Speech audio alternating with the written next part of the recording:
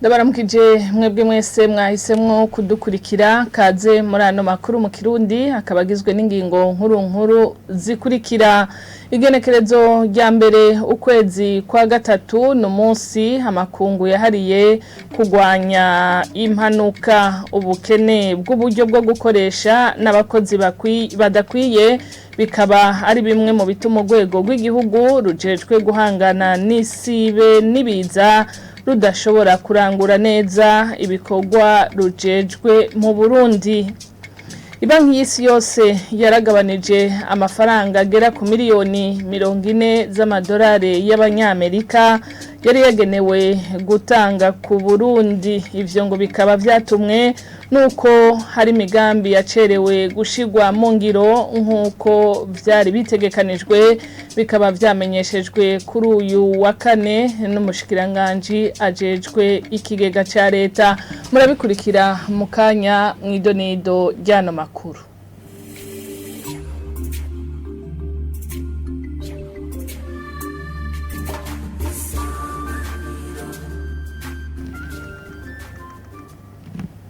Ndasubiye kubaramutsa hano makuru tuyahere mu bijanye n'ibiherutse gushikirizwa n'umukuru w'igihugu c'u Burundi aho yiyamiriza aba bana basangiye ibitsina, akahamagarira abarundi aho bari hose kwirinda iyo nyifato, avuga ko ari umuvumo. Yabishikirije kuri uyu wa gatatu mu masengesho yari yategekanijwe n'inama nshinga mateka na nkenguza mateka. Evariste Ndayishimiye yari yamirije kandi n'abakobwa bakororinda.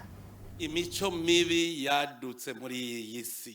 Hari imico mibi ngo abagabo n'abagabo barongorane, ngo abagore n'abagore barongorane, n'umuvumo. Kandi kibabaje ubu hariho n'abantu bigisha ijambo ry'Imana, bamenyesha Imana, babishigikira. Hariho ibicumuro vy'ivumwe. Sodoma na Gomora zabomotse kubera iki? Muracumura mugahagera aho Imana ivuga iti urashitse kw'isimbo y'inuma, aha sinihangana. Hageze ku cyaha cy'uko abagabo n'abagabo barongorana, abagore n'abagore bakarongorana, iryo nivumwe Imana ntishobora kwihangana. Ndabasabye mwebwe abarundi twamirire kure emwe tukigira umuvumo twese. Nibara umurundi yava akagira n'ahazoba ari muri Amerika aja muri ivyo tumuvume, tumugira ikivume muri igihugu cyacu, kuko nivumwe abatuzaniye. None twemere igihugu cyacu kivumwe ntibikunda ibintu vyo gukororinda. Ubwo turazirema kugira tumenye ivyo twica. Imana kantira kibumbabumbiye kuko nta numwe arashobora kurema umuntu, nta numwe. Imana rirafashira ibumbabumbiye akantu neza ngo nawe ca wica. Ubwo mwe mwiteguye guhangana n'Imana? Abo babigira biteguye guhangana n'Imana? Kirazira kukwega umuvumo. Isi iri kwiratujana ahantu tutabona neza. Nababwiye mu ntango zano makuru ko amafaranga arenga miliyoni 220 y'amadolari banki y'isi yose yageneye irangurwa ry'imigambi yakoreshejwe mu mwaka wa 2022 ushira 2023 yaragabanijwe aja ku miliyoni 180 z'amadolari y'abanyamerika kumvo z'ugucegwa gushira mu ngiro imigambi. Ivyo vyashikirijwe kuri uyu wa kane n'umushikiranganje w'ikigega ca leta aho bari mu nama y'ukuraba aho igice ca mbere c'umugambi w'2019 ushira 2023 ugeze. Umushikiranganje agasaba ko abajejwe gushira mu ngiro ibiraba iyo migambi bo kubahiriza ikiringo baba bahawe. Nkuko mubibonye iyi nama yari yo kurabira hamwe ukuntu dukorana n'ibanki y'isi yose.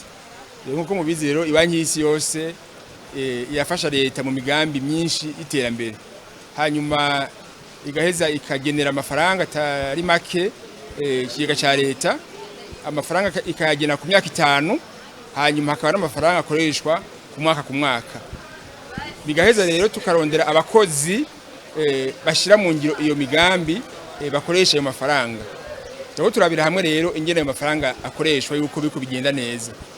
Nkuko mwabibonye rero mwabonye yuko ibanki y'isi yose gushika no munsi imaze gutegura amafaranga arenga umuriyaridi n'imiliyoni amajana 3 z'amadolari ku myaka 5.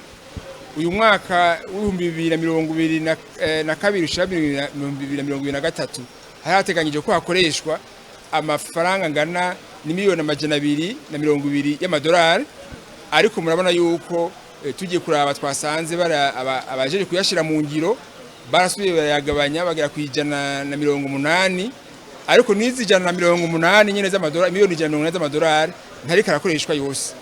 Mwayo gushika no munsi gushika mpera ukwezi kwa mbere hamaze gukoreshwa miliyoni 60 zonyene.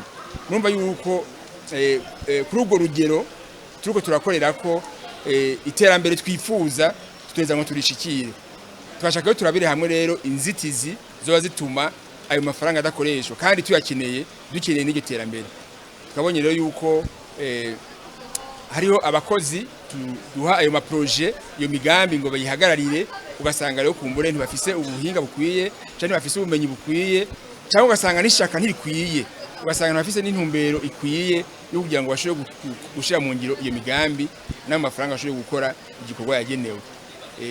Ni ntumbero iyo nama abashikiranganje bose bitavye, twabahaye intumbero rero yuko ubu tugiye kubisubiramwo, uwo tuzogenera amafaranga yo gukora umugambi, uwo mugambi ntawukore mu kiringo twamuhaye, tumufakira ingingo n'ibihano bikwiye kugira ngo iterambere rishobore kunyaruka. Twumvikanye ko tugiye gushiraho urugero rw'ibikorwa bategeza kurangura. Tuza turabiraba uko amezi 3 aheze, wozosanga inyuma y'amezi 3 ivyo yategereje gukora atabiranguye, tugasanga ntari karabikora nkuko biteganijwe, azofatirwa ingingo. Izo ngingo nazo urumva harimo no gutakaza akazi. Amakuru twabateguriye harabandanya. Ubukene bw'uburyo n'abakozi badakwiye ni bimwe mu bituma urwego rw'igihugu rujejwe guhangana n'ibiza n'isibe rutashobora kurangura neza ibikorwa rujejwe.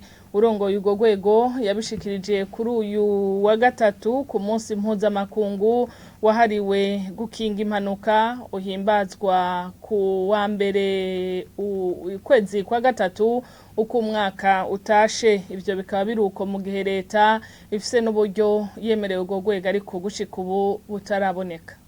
Habayeho intambwe nininya iboneka ugereranije n'umunsi twahimbaza uyu munsi nk'uyu ku mwaka uheze. Nkaba mfatiye rero n'uno munsi muri ico kiringo c'umwaka, nkaba mbona by'ukuri yuko twakoze ibikorwa byinshi, ariko rero naho twakoze ibikorwa byinshi turafise intambamyi.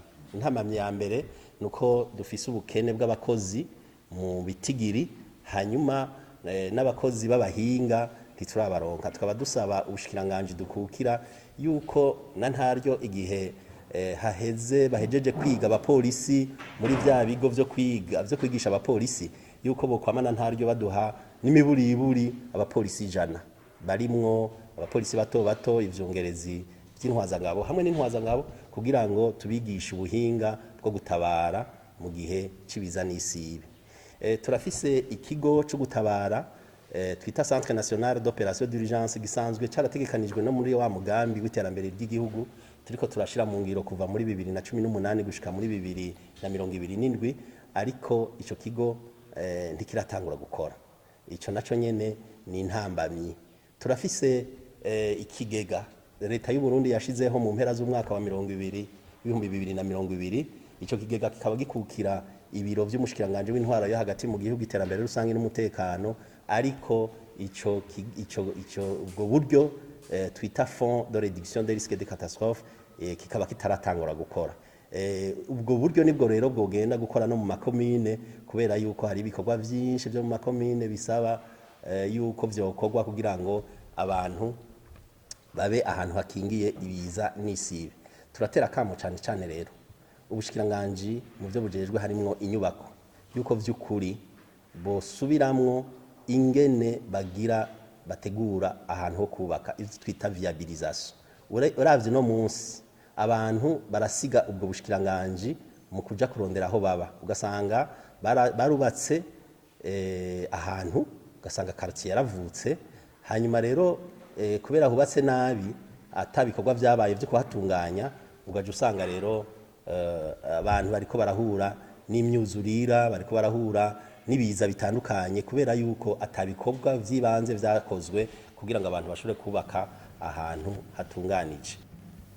Tugume muri ico gisata nyene isidagurika ry'isi rirageramiye abanyagihugu baba muri quartier ya Kigobe Sud ahegereye akuzi Nyamivuba gaca munsi y'ibitaro vyitiriwe abasirikare mu Kamenge. Bamwe mu banyagihugu bayaze na bagenzi bacu bavuga ko vyatanguye inyuma yaho umugende uca mu kuzimu wubakiwe ako kuzi ubomokeye. Abanyagihugu baratabaza ababijejwe kugira ico bakoze.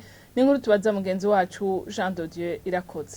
Iryo sidagurika ry'isi gibonekeza hegereye akuzi Nyamivuba iruhande y'uruzi ntahangwa kisukamwo. Umwe muri aba banyagihugu aratubwira uko vyifashe. Ubwoba turabufise bwishi, amazu yacu agira agende iheraba kuva kuri hopitale militaire kumanuka gushika mu ntahangwa hose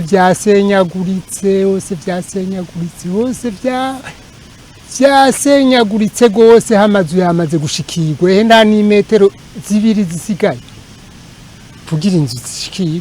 Iryo sidagurika ngo ryoba ryavuye ku mugende uca mu kuzimu wari wubakiwe ako kuzi wononekaye kuva mu kwezi k'umunani umwaka wa 2022 nkuko tubibwirwa n'uyu munyagihugu cyo kimwe n'ababanyi biwe bavuga ko baciye bandikira ikete urwego rw'igihugu rujeje gukinga ibiza n'isibe. Twajyanditse tumaze kubona iyo kanivo itanguye gusambuka mugabo imisozi itarakoroka, duca twandika iryo kete hama mu nyuma turindira inyishu gushika nuno munsi naco turabona mugabo turarindiriye gushika nuno munsi dusaba yuko bo dutabara bakatwubakira ikanivi ikomeye yemejwe n'amategeko y'ukubaka amakanivo nyene.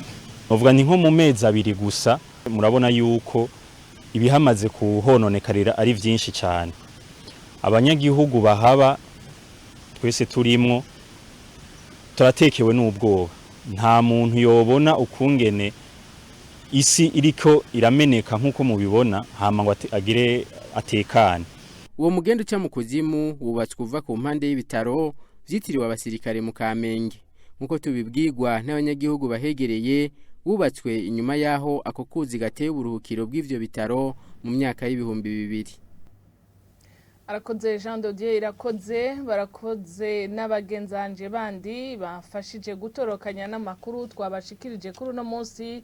Ni hano duciye tuyasozerera nk'abandi bashimiye mwebwe mwese mwashoboye kudukurikira, mugire ibihe vyiza.